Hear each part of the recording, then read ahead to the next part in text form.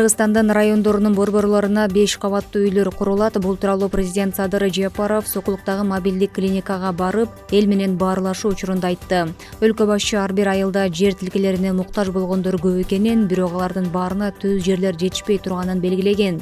Президент азыркы учурда Бишкектин өзүндө эле 10 миңдей батир салынып жатканын кошумчалаган. Бишкек мэриясы Термейчиков көчөсү 1 дарегенде жайгашкан Ак Кулы ат майданынын мүлкү аукционго коюлуп сатыла турганын билдирди. Мекеменин маалыматына ылайык, шаардын мэри Айбек Жунушалиев муниципалдык мүлктү менчиктештирүү жол жоболорун ишке ашыруу боюнча комиссия түздү. Комиссияга Бишкек шаардык кеңешинин муниципалдык менчикти менчиктештирүү боюнча бекитилген программа боюнча 10 күндүн ичинде аукцион өткөрүү милдети жүктөлдү. Аукционго жеке жана юридикалык жактар катыша алат. Шаар бийлиги ат майдандын кайсы мүлкү сатыларын тактаган жок. Жалал Абад облусундагы Сузак районунун аймагында контрабандалык жүк ташыганга ылайыкталган жер астындагы туннель табылды. Бул туурасында УКМКдан кабарлады. Жашыруун жай Бек Абад айылынын тургунунун үйүндө, тагыраагы Өзбекстандын чек арасына жакын жерде болгон. Туннелдин тереңдиги 15 метр, жалпы узундугу 130 метр, Кыргызстандын чек арасына чейинки аралык 50 метр экенин аныкташты.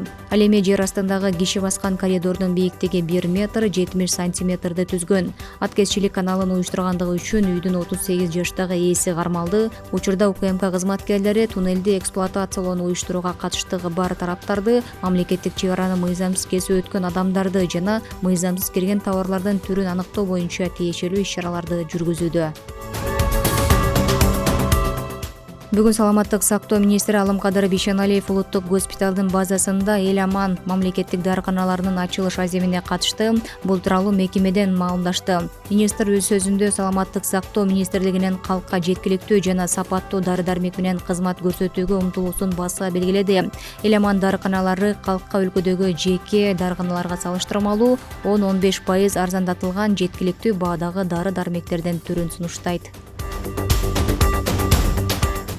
25 марттан 30 мартка чейин Бишкектеги Кааба Улуу Кожомкул атындагы спорт сарайында дүлөйлөр арасында таэквондо боюнча 2-дүйнөлүк чемпионат өтөт. Бул тууралуу кабар агенттигинде өткөн маалымат жыйынында Дене тарбия жана спорт департаментинин жогорку жетишкендик спортту бөлүмүнүн башчысы Тилекмат Абдрахманов билдирди.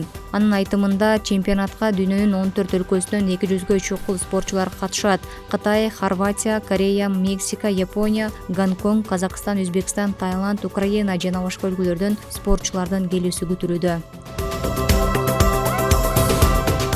Өзгөчө кырдаалдар министрлиги сел коркунучуна байланыштуу чукул билдирүү таратты. Мекеменин маалыматына караганда 21-22 мартта туруксуз аба ырайына жана күтүлүп жаткан нөшөрлүү жаан-чачынга байланыштуу Чүй, Талас, Ош, Жалал Абад облустарынын тоолуу жана тоо этектериндеги райондорунда сел жүрүшү мүмкүн. Өзгөчө кырдаалдар министрлиги селдин алдын алуу максатында үй жанындагы чармактардагы арыктарды, дренажды каналдарды тазалоо зарылдыгын эскертет.